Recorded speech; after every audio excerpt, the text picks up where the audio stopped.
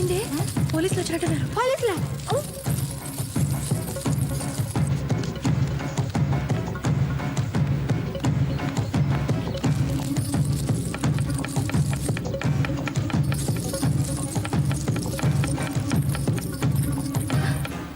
ఏ ఈ నగలు జాగ్రత్త. అలాగే. ఆయన లెక్క పెట్టి మరీ నా చేతిలో పెట్టారు. సరే.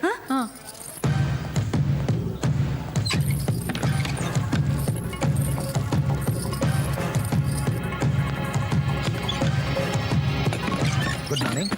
మీరా? నేనేనమ్మా. బాగున్నారా? రండి. నిద్ర లేపేస్తుంటే సారీ. మూర్తికి ఫోన్ చేస్తే ఫోన్ స్విచ్ ఆఫ్ లో ఉంది. ఆ. ఇంట్లో ఉన్నాడేమోనని ఇటు వచ్చాను. రాలేదన్నయ్య గారు. I see. రాలేదు. కూర్చోండి. ఆ. కూర్చోండి. సారీ. Thank you. మంచినీళ్ళు ఇస్తారా? ఎక్కువ కూల్గా వద్దు. ఓకే, తీసుకోండి. Thank you. డిస్టర్బ్ చేశానా? చాలా నీళ్లు చాలా అని అడుగుతున్నాను. చాలమ్మా.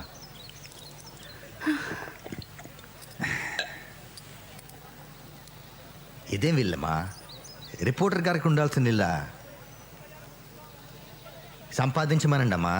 దీపం ఉండగానే చక్కదిద్దుకోవాలి. ఏం రిపోర్టరో ఏంటో. రిపోర్టర్లకు మాలాంటి పోలీసులు సపోర్టర్లుగా ఉన్నా మీ ఆయన పెద్దగా ఉపయోగించుకోవట్లేదు. మీరే చెప్పండి, నేను చెప్తే వింటారా? అన్నట్టు నిన్న రాత్రి ట్రైన్ యాక్సిడెంట్ కవరేజ్కి వెళ్ళాడుగా మూర్తి. ఏమైనా సంపాదించి తెచ్చాడా? అదే నగలు, బంగారం, సూట్ కేసులు ఏమీ తీసుకురాలేదా? మీరేమంటున్నారో నాకు అస్సలు అర్థం కావట్లేదు అన్నయ్య గారు. ఉత్తినేనమ్మా, జోకు. నిన్న రాత్రి ట్రైన్లో చాలా మంది చేతికి అందింది పట్టుకుని పారిపోయారు. మీ పేపర్లోనే చదివాను. కోర్స్ మన మూర్తి అంత పనుడు కాదులే. అందుకే జోక్ చేశాను. ఏం లేదమ్మా, యాక్సిడెంట్ గురించి పెద్ద పెద్ద వాళ్ళ దగ్గర నుంచి మా డిపార్ట్మెంట్లో పెద్ద పెద్ద వాళ్ళకి ఫోన్లు వచ్చాయి. మామూలు మనుషులకి తెలియంది ఏదో జరిగింది. అందుకే నాకేదో అనుమానంగా ఉంది. మూర్తికి ఏమైనా ఉప్పందిందేమోనని తెలుసుకోవడానికి వచ్చాను. నీ కాంటాక్ట్లోకి వస్తే నాకు ఒకసారి ఫోన్ చేయమని చెప్పు. వస్తానమ్మా. బై ద వే, మీరిద్దరూ రోజు మా ఇంటికి భోజనానికి రావాలి.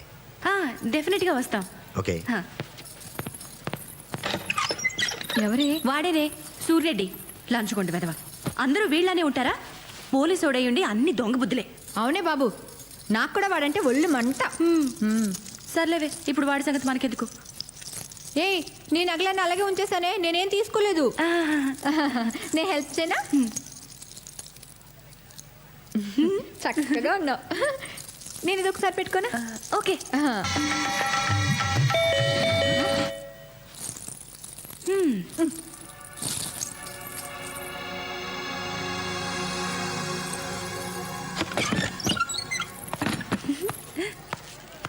మూర్తి,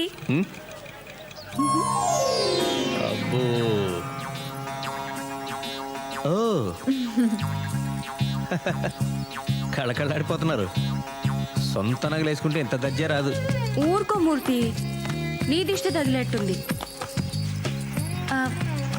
మూర్తి, ఏమండి, చెవికి తిద్దులున్నాయి, చేతికి గాజులున్నాయి, మెడకి నెక్లెస్ ఉంది, నడుంకు వడ్డాణం ఉంటే బాగుంటుంది కదా. వడ్డాణం కావాలంటే పెళ్ళింట్లో దొంగతనం చేయాలి. ట్రైన్లో వడ్డాణాలు వేసుకుని ఎవరు తిరుగుతారు? అన్నయ్య గారు, మా ఆయన అసలే వెర్రిబాగులాడని మీకు తెలుసు కదా. మీరేమో బోల్డ్ నగలు తెచ్చుకున్నారు. మా ఆయన చూడండి, ముష్టి 4 జతల గాజులు, ఈ ప్లెయిన్ చైన్ తెచ్చాడు. మీరైనా చెప్పుండొచ్చు కదా. నువ్వేం అనుకో గానీ మీ ఆయన ఎంత గొప్పవాడంటే మెళ్ళో చైన్ లాగమంటే ట్రైన్ చైన్ లాగిన రకం. ఇవి కూడా నేను తీసి ఇచ్చినవే. నిజంగానే మేము అదృష్టవంతులం కాదు అన్నయ్య గారు. మా తలరాతే బాగుంటే మా పెద్ద మామగారు ఎప్పుడో పోయిండేవారు కదా. సర్లేవే, మా ఆయన వచ్చే టైం అయింది, నేను వస్తాను. అలాగే. జాగ్రత్త అమ్మా, నగలేసుకెళ్తున్నావు. అసలే దొంగలు తిరుగుతున్నారు.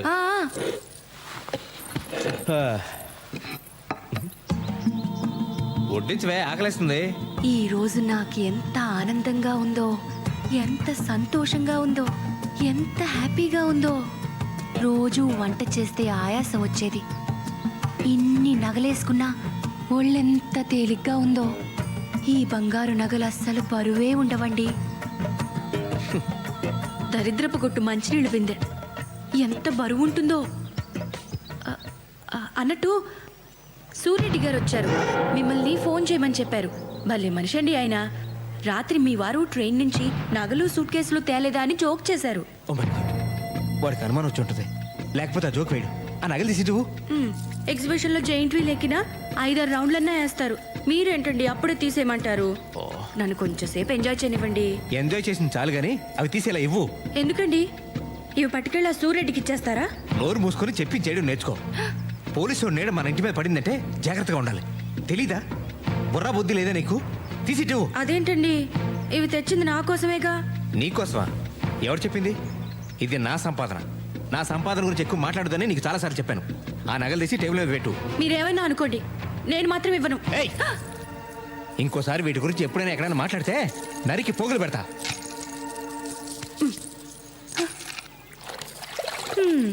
కొట్టుకొచ్చిన వస్తువులు కూడా కొన్నంత బిల్డప్. శోభనం రాత్రి నేను చిటికెడంత బరువు కూడా మొయ్యనివ్వను అని ప్రామిస్ చేస్తే ఏమో అనుకున్నాను గాని ఒంటి మీద 1 గ్రామ్ బంగారం కూడా మొయ్యనివ్వడని ఇప్పుడు అర్థమైంది. ఈయనేమన్నా నన్ను ఫ్రీగా పెళ్లి చేసుకున్నాడా? మా వాళ్ళు నాకు 10 లక్షల కట్నం ఇచ్చారు. కనీసం ఆ డబ్బులోంచి కొంత ఖర్చు పెట్టి పని మనిషినైనా పెట్టచ్చుగా. మీరేం చేస్తుంటారండి? నేను హౌస్ వైఫ్ నండి. మీరేం చదువుకున్నారు? నేను హౌస్ వైఫ్ నే తల్లి. ఉత్తి పుణ్యానికి ఇంటి చాకరీ చేసే ఆడాళ్ళకి హౌస్ వైఫ్ అని అందమైన పేరు పెట్టి సచ్చారు. సచ్చినాడు. చూసుకుంటారు. మా ఆయన నన్ను చూడకుండా 1 నిమిషం కూడా ఉండలేరండి. ఏం తల్లి, మీ ఆయన అంత అనుమానం మొగుడా? షీలో హీ, మేడంలో యాడమ్, ఉమెన్ లో మ్యాన్, పదాల్లో కూడా కాపలా ఉండాలా ఈ మగాళ్ళు? ఈ మగాళ్ళందరినీ మా ఆయన నన్ను చాలా బాగా చూసుకుంటారండి. ఆ సంగతి నీ ఒంటి మీద నగలు చూస్తుంటేనే అర్థమవుతుంది. మా ఆయన ఉన్నాడు. ఎందుకు?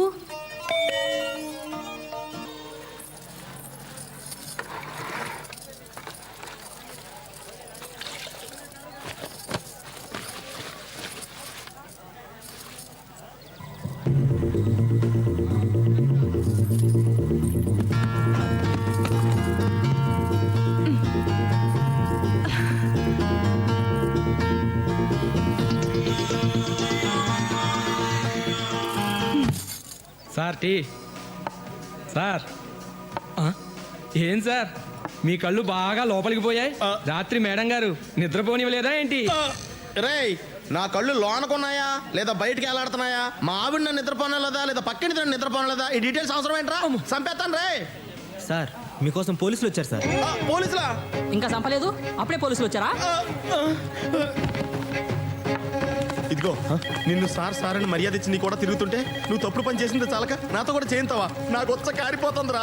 నేను పోలీసులతో నిజం చెప్పేస్తాను. నాకు దానికి ఏ విధమైన సంబంధం లేదు. నువ్వు దొంగతనం చేస్తే నేను ఆ నగల మోసానంతే. నాకే పాపం తెలీదు.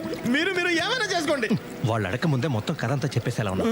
ఏం జరిగినా నేను మాట్లాడతాను. నువ్వు నోరెత్తావంటే చంపేస్తాను. సార్, ఆ రోజు నేను అక్కడ లేనని చెప్పరా? సరే రా. మూర్తి, డిఐజీ గారు మీ ఇద్దరి హెల్ప్ కోసం వచ్చారయ్యా. ప్రజాపత్రిక. ఎవరు మీరు? ఏమిటండి మీ న్యూస్ పేపరు? రైలు ప్రమాదం జరిగితే చుట్టుపక్కల ఉన్న ప్రజలు కొన్ని వందల మంది ప్రాణాలు కాపాడారు. మీరేమో నగలు దోసుకుపోయారని, సూట్ కేసులు ఎత్తుకుపోయారని, అసలు రైలే దోచేశారని మీ ఇష్టం వచ్చినట్టు రాశారు. అంత ప్రమాదంలో కూడా ప్రాణాలకు తెగించి మరి రక్షించిన వారిని మీరు ఇన్సల్ట్ చేస్తున్నారు. ఏమిటి పద్ధతి? ఏంటా ఇది? ఎవరు నువ్వు? ఏంటి దబాయిస్తున్నావు? అసలు నేను లోపలికి ఎవరు రానిచ్చారు? లేకపోతే ఏమిటండి? ప్రమాదం ఎలా జరిగిందో రాయాలి, ఎంతమంది చచ్చారో రాయాలి, చచ్చిన వాడికి గవర్నమెంట్ ఎలాంటి సహాయం చేస్తుందో రాయాలి. అంతేగాని మీ ఇష్టం వచ్చినట్లు ఊహించి రాసి మంచి పనులు చేసిన వాళ్ళని మీరు ఇన్సల్ట్ చేస్తున్నారు. సూట్ కేసులు ఎత్తుకుపోతున్న వాళ్ళ ఫోటో. మీరు ప్రజలకు ఉపయోగపడేది రాయాలి. రెస్పాన్సిబుల్ జర్నలిజం అంటే అది. సార్ సార్ సార్ రేయ్, వీడిని లోపల పడేయండి రా. థ్యాంక్ యూ సత్యమూర్తి గారు. మీరు తీసిన ఫోటోలన్నీ నాకు కావాలి. వాటి ద్వారా చాలా మంది దొంగలు పట్టుకోవాలి సార్.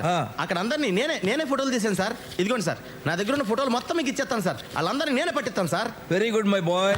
ఆ. సాయంత్రంలోగా ఆ ఫోటోలన్నీ నాకు కావాలి. అలాగే సార్. లేకపోతే నిన్ను బొక్కలో తోస్తా. థ్యాంక్ యూ ఎడిటర్ గారు. Thank you sir. నేను వస్తా. Thank you.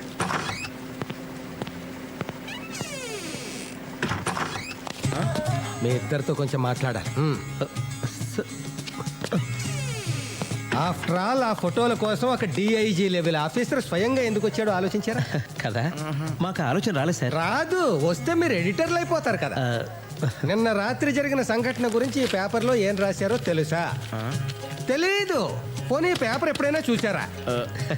మేము మన పేపర్ చదవం సార్ పరాయి వాళ్ళ పేపర్ ఎందుకు చదువుతాం? చదవరు, నేనే మన పేపర్ చదవను కదా. అందుకే మేము చదవట్లేదు సార్. కూర్చోండి. కూర్చున్నారు కదా. ఇప్పుడు నేను చెప్పేది జాగ్రత్తగా వినండి. వింటారు కదా.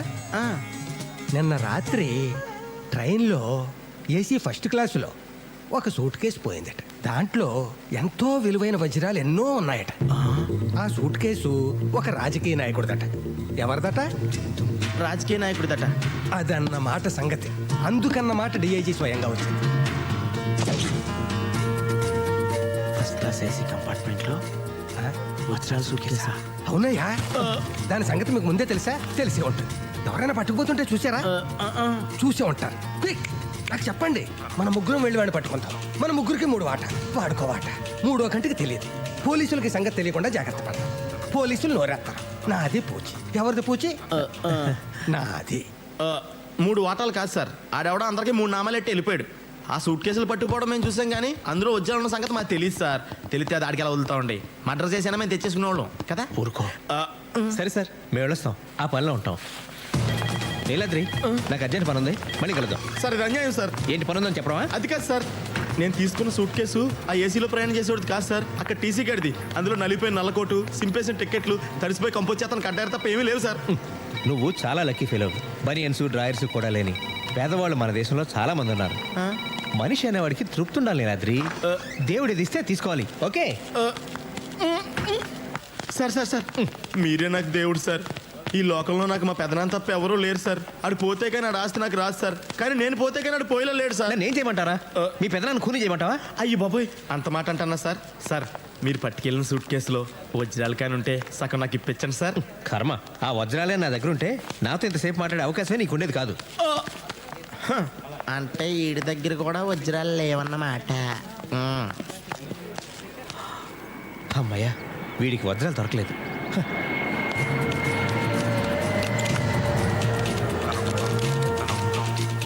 దేవుడా, ఆ వజ్రాలు ఖచ్చితంగా నా సూట్ కేసులోనే ఉండేలా చూడు స్వామి.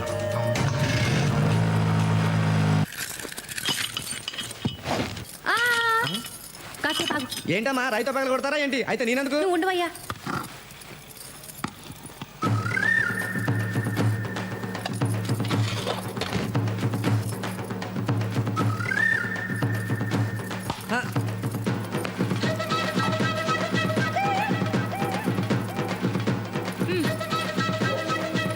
ఏంటమ్మగారు ఇంత డౌడి చేస్తున్నారు? దీంట్లో ఏమైనా నిధులు నిక్షేపాలు ఉన్నాయా? నువ్వు తీవయ్యా.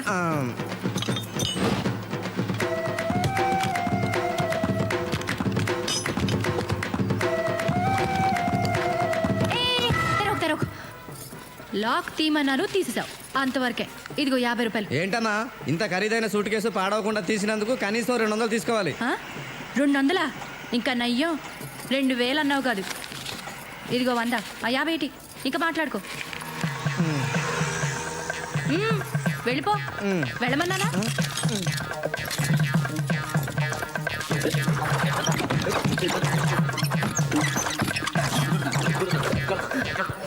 అమ్మా కనక మహాలక్ష్మి, ఇప్పటికైనా నా మీద కక్షలు చూపించకుండా ఇందులో లక్షలు చూపించు తల్లి. ఓం శ్రీ మహాలక్ష్మి నమః. ధిం ధిమి ధిం ధిమి ధిం ధిమి ధిం ధిమి దుందుభినాద సుపూర్ణమయే ఘుమ ఘుమ ఘుం ఘుమ ఘుం ఘుమ ఘుం ఘుమ శంఖనాద.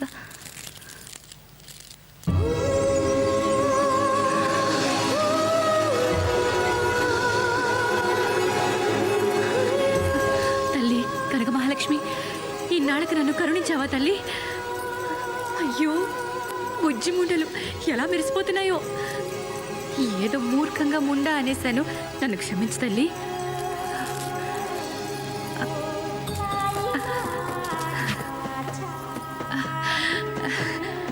ఆయన వీటిని చూసి ఎంత మురిసిపోతారో. స్వరాజ్యం, నీ మూలంగా నా దరిద్రం వదిలిపోయిందని పొంగిపోతారు. ఉప్పి తప్పి పడిపోతారు. అమ్మో, ఆయనకి ఏమీ చెప్పకూడదు. ఈ వజ్రాలు అమ్మితే ఓ 2-3 లక్షలు వస్తాయి. ఆ డబ్బుని బ్యాంకులో దాచుకుంటాను. ఆయనకి తెలిస్తే మళ్ళీ ఇవి కూడా లాగేసుకుంటారు.